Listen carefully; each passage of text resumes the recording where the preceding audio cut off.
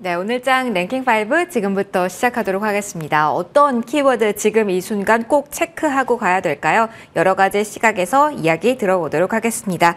오늘은 헤르메스탁 하창원 본부장, 차영주 MTN 전문위원 이렇게 두 분과 함께 시간 꾸려갈게요. 어서 오십시오. 안녕하십니까. 안녕하세요. 자, 오늘 시장 소폭의 하락세 이어가고 있는 가운데 1위부터 5위까지 순위별로 키워드 저희 이렇게 나열해 봤습니다. 먼저 5위부터 바로 이야기 시작하도록 하죠. 자, 미국과 중국 계속 살얼음판을 걷다가 이렇게 화해 모드에 돌입한 것인지, 이대로 냉각기는 끝난 건지, 그렇다면 소비 관련 모멘텀이 최대 수혜주인지 여러 관점에서 이야기 시작해 보도록 하겠습니다. 본부장님께 첫 번째 질문을 좀 드려보도록 할게요.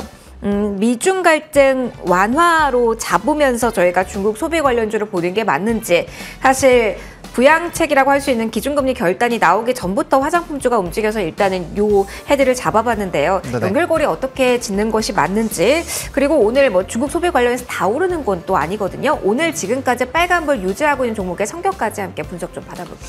네, 일단은 관계 개선으로 보시는 게 조금 더 맞지 않을까라고 보고 있고요. 그보다도 더 전의 화장품은 실적이 좋죠. 아, 실적. 네, 실적 베이스로 보시는 게 맞지 않을까라고 보고 있고요. 사실상 지금 화장품 종목군들 중에서 굉장히 52주 신고가를 계속 찍었었던 뭐 대표적인 종목 CNC 인터내셔널이라든지 뭐 아이패밀리 SC 이런 종목군들을 보시면 중국 지역에서의 뭐 영역도 확대가 되기는 하지만 그 부분은 사실 작고요. 북미나 뭐 일본, 유럽 지역에서의 폭발적인 성장이 나오면서 실적이 엄청나게 확장이 된 기업들이 좀 강세들을 보였거든요. 게다가 이제 ODM이라는 특성을 가지고 있기 때문에 또 이제 지역에 크게 영향을 받지 않은 부분으로 좀 이슈가 됐었다라고 보시면 좋을 것 같습니다.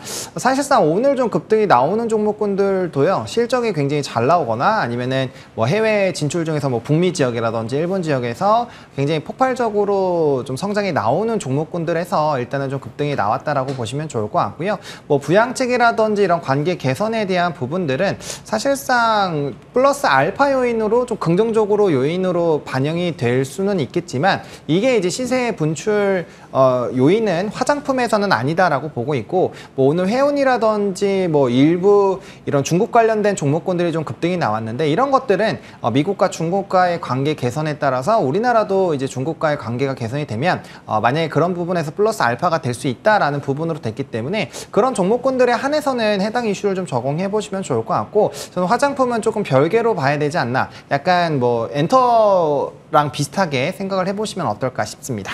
그런데 엔터랑 조금 다른 결이 있는 게, 화장품 같은 경우는 정말 안 좋았다가 이제는 변화된 모습의 포커스를 보이는 거잖아요. 네네. 지금 그러면 실적 시즌 임박한 구간에서 무언가 변화 요인이 드라마틱해 보이는 쪽이 화장품인데 엔터보다도 매력이 조금 더 있다고 볼 수도 있을까요? 아니요, 엔터가 가장 매력적이고요. 네, 네. 엔터는 항상 뭐 워낙 좋게 말씀을 드렸는데, 근데 사실상 화장품 쪽도 굉장히 괜찮습니다. 왜 이 종목군들이 뭐 이제 LG 생활건강이라든지 아모레퍼시픽 같은 중국 비중이 높은 기업들이 52주 신저가를 찍을 때 왜 해당 종목군들이 52주 신고가를 찍었을까요? 단연 실적이 잘 나왔고, 특히나 그 지역에서 뭐 100% 이상의 성장들이 나오는 기업들이 굉장히 좀 좋은 모습들이 나타났거든요. 그래서 실적 베이스로 가는 부분이기 때문에 사실상 저는 엔터에 조금 더 힘을 실어주고 싶기는 하지만, 화장품 섹터도 상당히 매력적이고 지금은 색조 쪽에 많이 포커스가 되어 있었거든요. 근데 이제 제가 생각했을 때는 기초 화장품 쪽도 사실상 1분기에 영업이익 흑자 전환을 하면서 이제 순이익단도 좋아진 기업들이 상당 부분 많이 있거든요. 근데 아직까지는 색조에 좀 많이 치중이 되어 있었기 때문에 이게 만약에 좀 퍼져 나간다라고 한다면 뭐 전반적인 상승 기조가 충분히 나올 수 있지 않을까라는 생각으로 화장품을 좀 접근하고 있는 상황입니다. 알겠습니다. 특히 화장품의 강조를 좀 들어봤어요. 그러면 위원님께도 관련된 이야기 좀 들어보도록 하겠습니다. 위원님, 가장 궁금한 게 미중 관련 뉴스가 나온 자리인데, 그래서 무언가 긍정적인 시각이 글로벌적으로 우세한가 봤더니 현재 우리 증시도 약보합이고요. 항생은 1%대 하락, 중국도 그렇게 중화권 전반적으로 흐름이 좋지 않거든요. 일단 미중 관계 완화에 대해서 폭발적인 무언가 기대감을 시장이 안 나간다라고 볼 수 있을지도 잘 모르겠어요. 어떤 시각으로 지금 관련주와 현재 상황을 봐야 될까요? 일단 미중 간의 갈등과 우리나라의 관계는 구분하실 필요가 있다는 점부터 말씀드리겠습니다. 일단 미중 간은 일단은 화해의 어떤 그 활로를 찾아가는 부분들은 있어요. 그렇지만 이건 정치적인 이슈로 지금 이제 접근하는 거 아니겠습니까? 대만 문제에 대한 정치적인 이슈로 접근을 했지 지금 미국이 다양하게 각각에 따라서 중국을 압박했었던 부분들이 아직까지 풀어진 부분들은 없어요. 일단 지금 이제 미중 간의 갈등이 어디까지 지속될 수 있을지에 대한 어떤 그런 그 우려감들이 있었습니다만 이 부분을 조금 서로가 좀 물러서는 모습이었죠. 자, 일단 크게 봅시다. 미중 간의 어떤 그 갈등이라고 우리가 표현한다라면 IRA 법이라든지 칩스법에 따라서 중국을 압박했죠. 하지만 지난해 중국과 미국은 사상 최대의 무역을 했습니다. 결국 위에서는 싸워도 실질적으로 기업 간에 있어서 무역은 사상 최대였다라는 점이죠. 이제 또 대만 문제에 대한 어떤 정치적인 부분들을 조금 해가려고 하죠. 그 사이에 이제 중국은 사우디와 손을 잡으면서 계속해서 이제 다른 위안화의 어떤 패권이라든지 이런 걸 키워가는 부분들이 있어요. 자, 우리가 지금 제가 말씀드린 것은 경제적인 부분과 정치적인 부분을 일단 구분하자라는 겁니다. 두 번째, 지금 미중 간의 화해 모드가 우리나라의 수혜를 본다? 글쎄요, 저는 이 시각이 어떻게 연결되는지 모르겠습니다. 지금 우리는 싱하오밍 중국 대사를 서로 간에 초치하면서까지 지금 굉장히 정치적으로 대립되고 있는 상태예요. 미중 간에 손을 잡는다고 우리가 같이 손을 잡는다? 이 부분은 별개의 문제다라고 저는 좀 봐야 되지 않을까 싶습니다. 지금 경제적인 문제와 정치적인 문제 그리고 글로벌 이슈가 서로 각각의 연결고리가 있는 부분들도 있습니다만 연결고리가 없는 부분들도 있어요. 미중이 손을 잡으면 우리가 당연히 중국과 손을 잡나요? 그것도 어떤 논리죠? 일단 한번 고민을 해보실 필요가 있다고 봅니다. 그럼 오늘 소비주들이 왜 올라느냐? 자, 중국 주말이면 단오절이 이제 시작이 됩니다. 중국은 목요일서부터 주말 연휴가 시작이 됩니다. 연휴가 시작되면 뭐가 일어날까요? 소비가 대규모 일어나죠. 지금 오늘 올라가는 특징들을 보게 된다면 두 가지입니다. 하나는 소비 관련주들이죠. 우리나라에 대한 대규모 여행도 많이 올 것이고요. 4일 연휴니까요. 카지노, 호텔 이런 것들이 오늘 좀 움직이지 않습니까? 그런 맥락으로 저는 보시는 것이 더 올바른 시각이지 않을까 싶습니다. 화학주는 왜 오르느냐? 화학주 같은 경우는 이제 리포트가 개별적으로 나왔고 그 화학에 대한 어떤 그 가격이 바닥을 접근했다라는 그런 논리들이 나오죠. 물론 중국이 이제 지준율을 인하함으로써 중국 경기 부양에 대한 그런 부분들까지 부과됐다라고 봐야 되겠죠. 미중이 손을 잡는다라 해서 우리 소비주들이 늘어난다라는 시각에 대해서는 논리적인 연결고리가 좀 약하다라고 좀 말씀드리고 싶어요. 그러니까 이제 이 부분은 앞으로 이제 좀 지구촌이 지금 이제 잘 살다가 좀 많이 갈라지지 않았습니까? 이 부분이 이제 앞으로는 융합되겠죠. 다시 이제 손을 잡고 하는 부분들이기 때문에 그러면 전 세계 증시가 이제 긍정적으로 이제 나아갈 수 있는 방향에 첫 발을 내밀었다라는 것은 매우 긍정적입니다. 하지만 이것을 통해서 지금 당장 모든 것이 해소되는 듯하게 접근하는 것에 대해서는 조금 한번 여러분들이 이 글로벌 상황을 조금 객관적으로 볼 필요가 있지 않겠는가 이렇게 말씀드리도록 하겠습니다. 위원님 짧게만 하나 더 봐주세요. 단오절 연휴 모멘텀 이야기를 해주셨잖아요. 그래서 지자체에서 여러 가지 소비 쿠폰을 뿌린다고 하는데 그런 말씀해 주셨던 좀 더 가벼운 여행이나 먹거리 쪽에서의 소비 진작을 우리는 기대해야 되는 걸까요? 아니면 조금 더 무겁게 자동차 같은 가전제품, 내구재까지도 기대를 좀 해봐야 되는 걸까요? 연휴는 일단 가벼운 걸 보셔야죠. 우리가 이제 지금 카지노가 가장 세게 오르죠. 이런 것들처럼 우리나라에 좀 많은 분들이 좀 오셔서 정말 돈을 좀 썼으면 좋겠습니다. 연휴 때 이런 내구재를 산다? 이 부분은 조금 거리가 있지 않나 싶습니다. 알겠습니다. 관련된 이야기가 추가적으로 들어봤고요. 연결고리 지을 수 있는 쪽으로 키워드 이동해 보도록 하겠습니다. 2차 전지 반도체에 대한 이야기를 해보도록 할 텐데요. 일단 전반적으로 큰 그림을 좀 그려보고 넘어가려고 합니다. 본부장님, 최근의 흐름을 보면 2차 전지가 우르르르 다 오르거나 반도체가 우르르르 다 오르는 형국은 아니거든요. 그렇다면 이렇게 지수 연동 종목의 쉬어감에 대해서는 지금 어떤 시선으로 봐야 되는지 그 부분이 가장 조금 혼란스러우실 것 같아요. 시청자분들이. 이 포인트 먼저 정리 받아볼게요. 저는 약간 쉬어간다라는 느낌으로 보시면 좋을 것 같습니다. 일단은 반도체도 그렇고 2차 전지도 그렇고 산업의 성장에 대해서 지금 의심을 하시는 분들은 아마 없을 거예요. 반도체 같은 경우는 턴어라운드가 나오고 있고 거기에 DDR5라든지 기타적인 그런 AI 관련된 이슈까지 붙어주면서 사실상 굉장히 좀 좋은 흐름들이 나타나고 있는 상황이고요.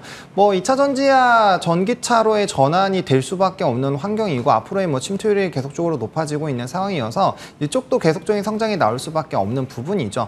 그런데 이제 약간의 좀 조정에 대한 언급을 드리는 이유가 사실상 미국장에서 나스닥의 상승률이 다우보다는 월등히 좀 높았거든요. 그러면은 약간의 뭐 7월 달에 FOMC에 대한 이런 이슈들이라든지 보면은 기술주들이 약간의 좀 부담이 생길 수 있는 상황입니다. 그러면 만약에 미국장에서 기술주들이 약간의 쉬어가는 흐름으로 진행이 되면서 다우 쪽으로 좀 쏠린다라고 한다면 우리나라도 코스피 지수 같은 경우 반도체가 좀 끌어올렸잖아요. 그러면 같이 조금은 쉬어갈 수 있는 환경이 마련이 될 수 있다라고 보고 있고요. 사실상 DDR5로 넘어가다 보니까 뭐 재고분에 대해서 사실 얘기들이 그렇게까지 많이 나오고 있지는 않은데 뭐 D램 가격이 올라간다거나 뭐 하반기 낸드에 대한 부분에서의 상당히 긍정적인 얘기들은 있지만 결과적으로 DDR4에 대한 이런 뭐 재고분도 사실상 소모가 얼마나 빨리 되는지 좀 체크를 해봐야 된다는 말이죠. 그래서 그런 것들에 대한 좀 확인하는 시간이 필요하지 않을까라고 보고 있고요. 뭐 2차 전지도 마찬가지죠. 지금 또 최근에 관련된 이슈로 인해서 거의 전고점 부분까지 올라왔었는데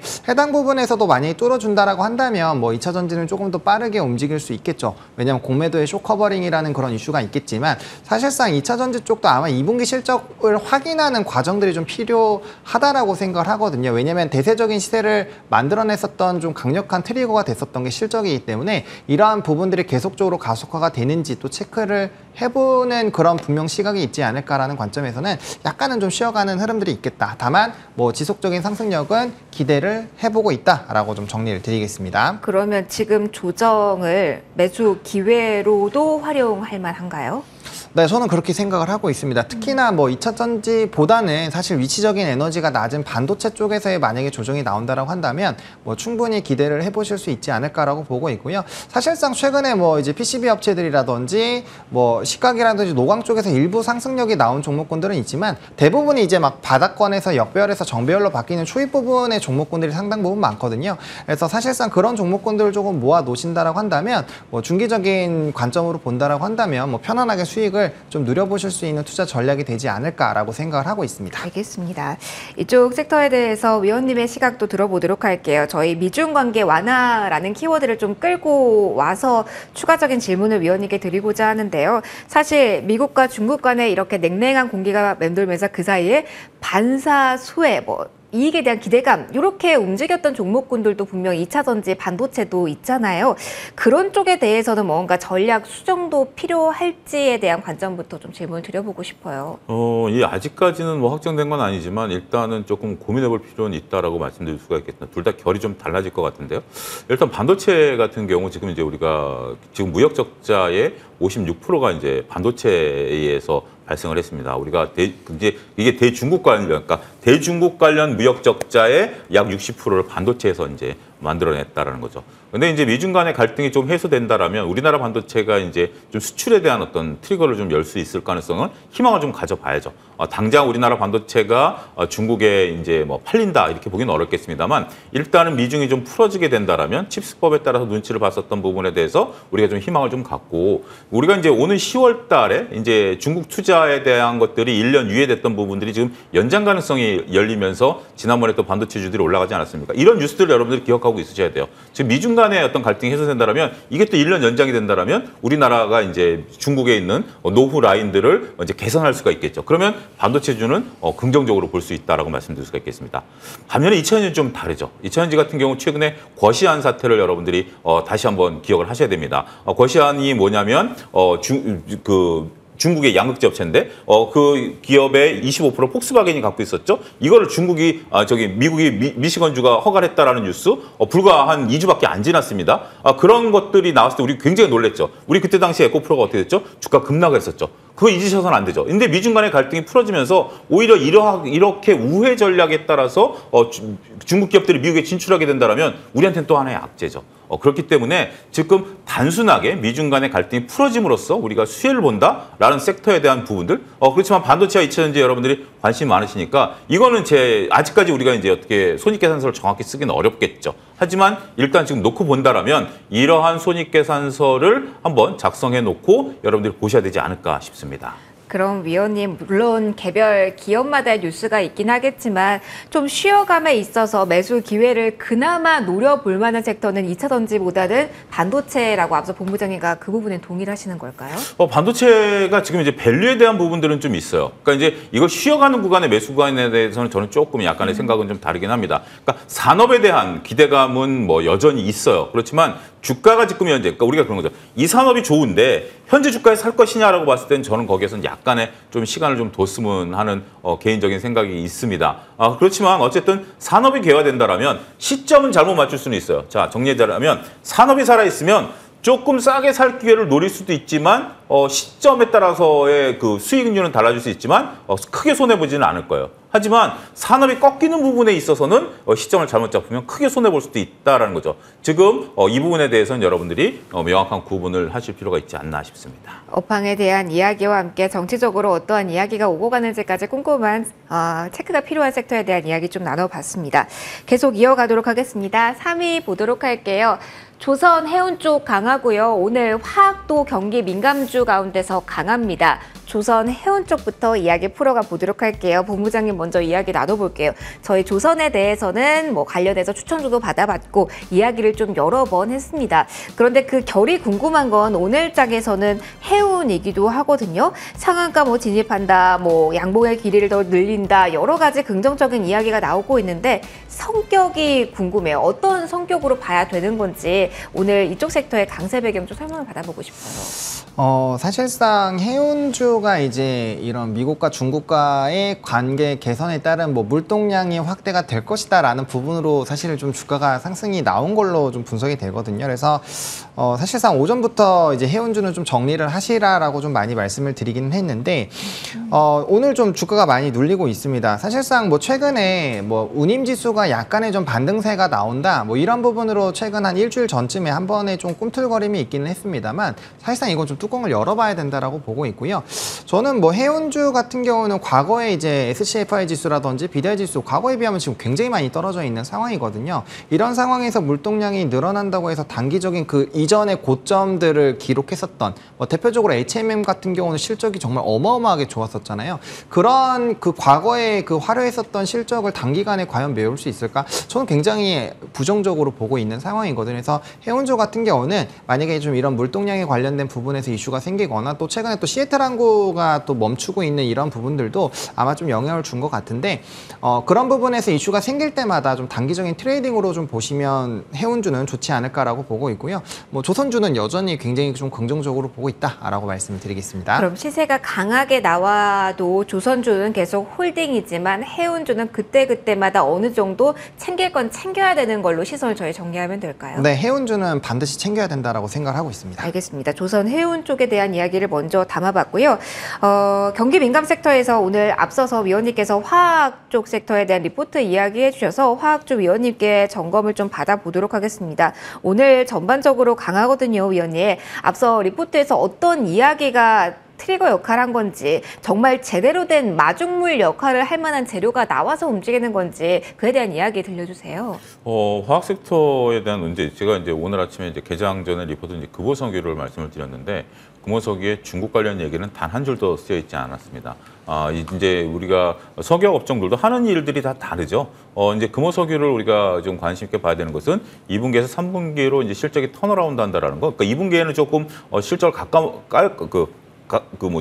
감익할 수 있는 요소들이 있었어요. 일단 경쟁사들의 증설, 그다음에 이제 공장 보수 뭐 이런 것들이 있었고 원자재 가격에 대한 어떤 반영 이런 것들이 좀 있었죠. 하반기 때는 이제 그런 것들이 좀 되고 가장 또 중요한 것 중에 하나가 금호석유가 지금 하는 합성 고무에 대한 그런 것들이 전기차 차량용 그 타이어 여기에 이제 공급되면서 그 부분에 대한 어떤 트리거를 만들어낸다라는 것들이 있죠.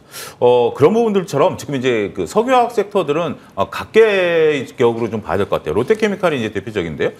아무래도 우리나라 석유화학 업체의 이제 대장주다라고 할 수 있겠죠. 최근에 주가가 많이 좀 떨어졌다가 상대적으로 오늘 금호석유보다는 아침에 좀 세게 붙었어요. 하지만 윗골을 좀 다는 게 일단 중국향 비중이 좀 있다라는 것이 오히려 금호석유보다는 조금 아킬레스건이 되긴 하겠죠. 하지만 전반적으로 케미칼 원료에 대한 글로벌 가격들이 바닥을 찍었다. 찍었다라는 인식이 최근 증권가에서 좀 나오고 있습니다. 그런 부분들 놓고 본다라면 우리가 얼마 전에도 이제 제가 엊그제 이제 건설주들 키 맞추기 차원에서 접근하십사라고 좀 말씀을 드렸죠. 오늘 역시 건설주들 조금 변동성 나타내고 있는데 결국 이제 이 석유화학 쪽이 또 한쪽에서 보면 가장 안 올랐었던 섹터들이죠.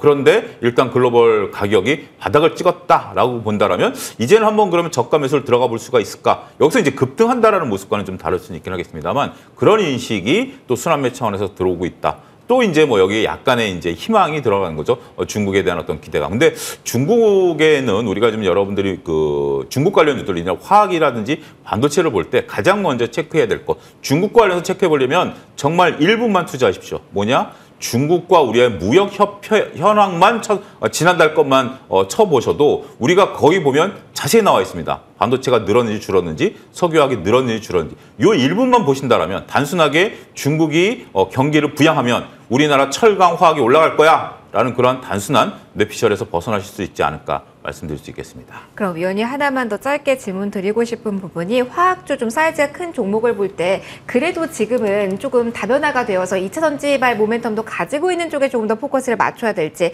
아니면 조금 더 본질에 집중한 곳 쪽에서 하반기 턴어라운드를 기대해도 되는 건지가 궁금해요. 일단 뭐 2차 전지와 관련된 것들은 뭐 어느 정도 반영됐다라고 봐야 되겠죠. 그거는 뭐 정말 샅샅이 여러분들이 다 이제 2차 전지와 관련돼서 특히 이제 최근에 이제 반도체 이제 소부장까지 이제 다 하시는 거기 때문에 거기서 새로운 것을 찾기는 굉장히 좀 어려울 것 같아요.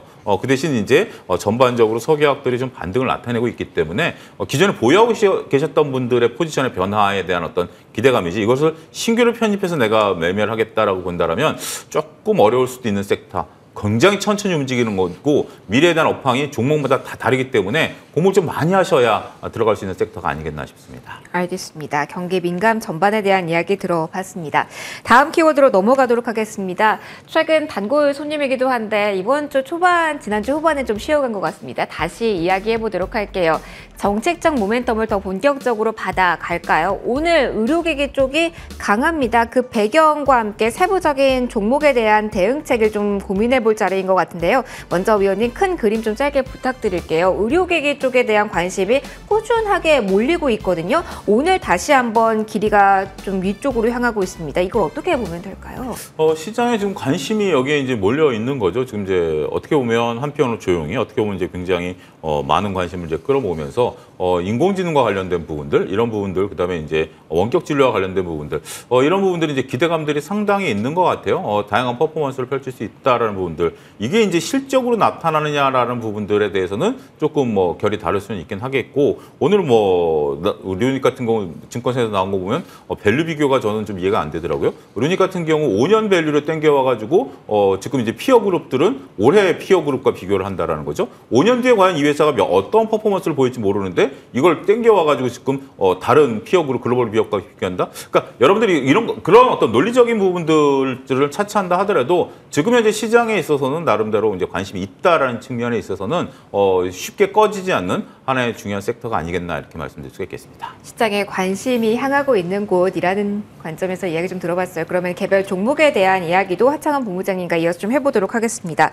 사실 의료기기 미용 섹터에서는 이번 달도 그렇고요. 1월부터 꾸준하게 좀 관심을 보여주신 본부장입니다. 그래서 저희 한 두 종목 정도 에잇을 여기서 겸해서 갈까 하는데요. 이 종목에 대해서는 3월 달에 추천을 주셨던 루니 종목입니다. 오늘 여러 가지 이슈가 나온 자리인데 급등이 나오기 전에 포착을 해주셨던 종목인지라 추가적으로 이렇게 급등이 나올 때 단독 보도로는 바이든 대통령이 선택한 루닛이다 이런 이야기까지 나오는데 관심 있게 보셨던 종목에 또 한 번의 급등이 나올 때 어떤 전략을 추가로 주실 수 있을지 궁금해요.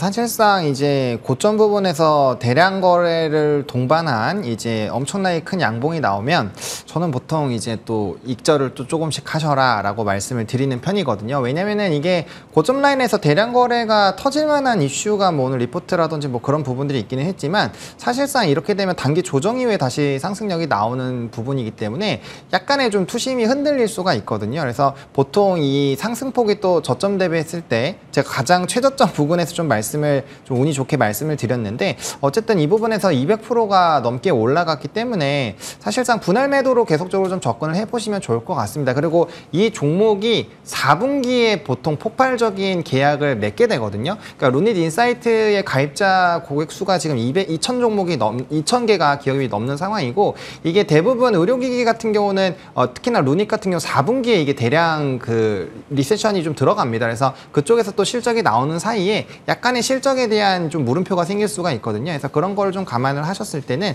계속적으로 지금 현재 가격대부터는 분할로 수익을 좀 확정을 짓는 부분으로 좀 대응을 하시는 게 맞지 않을까라는 생각입니다. 오늘 나온 증권사 리포트를 보면은 뭐 2분기 실적 안 좋을 거다. 그게 오히려 매수 기회가 될 수 있다라는 코멘트도 나왔는데 계속 관심만 가지면서 조정권에서 매수도 가능하다로 정리도 될까요? 네, 그렇죠. 그러니까 이제 그 얘기가 나온 것 같은 경우는 이제 슈팅이 나오고 나서 약간의 이제 시세 차익들이 나오게 되면 거기서 한번 또 기회를 잡아보자. 그 이유가 제가 봤을 때 4분기에 이제 폭발적인 그런 또 실적의 성장들 그리고 거기에서 이제 사실상 앞서 말씀해 주신 것처럼 이제 미래의 가치들을 좀 땡겨온 것들이 있거든요. 실적도 향후에 이제 굉장히 흑자 전환하면서 좋아질 것들이 좀 선반영된 부분들이 있기 때문에 아마 제가 생각했을 때도 지금 바로 접근을 하시기보다는 눌림목이 좀 충분히 나왔을 때 한 3분기 정도부터 만약에 여기서부터 좀 눌림이 나온다라고 한다면 3분기 이후부터 다시 조금의 기회를 잡아본다라고 한다면 충분히 또 매력적인 단가가 나오지 않을까라는 생각입니다. 알겠습니다. 루니의 오늘 히어로 종목 중에 하나라 조금 더 자세하게 들여다봤고요.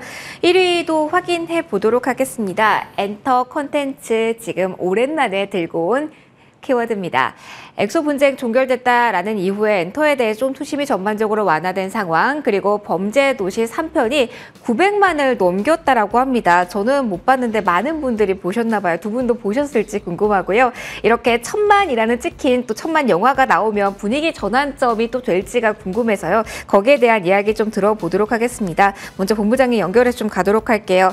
범죄 도시 3편이 또 한 번의 돌풍을 일으킵니다. 영화관 관련주들도 다시 한번 움직임 나오고 있고요. 관심을 더 가져도 될까요? 1000만이라는 단어가 주는 영향력이 있다 보니까 지금 이 자리에서 많은 분들이 그 아이디어 생각하실 것 같아서요. 사실상 쇼박스만 지금 움직이고 있거든요. 사실 뭐 CJ, CJV 같은 경우는 뭐 움직임이 별로 없고 뭐 콘텐츠리 중앙도 사실상 좀 좋지는 못합니다.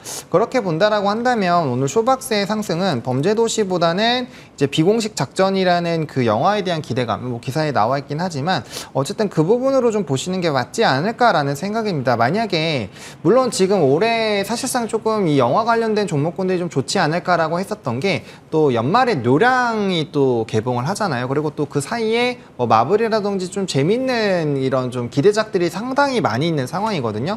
그래서 사실상 이렇게 범죄도시 뭐 저는 봤습니다. 저는 봤는데 어쨌든 이렇게 뭐 900만, 1000만을 앞두고 있으면 보통 영화관주들이 굉장히 좀 들썩거리고요.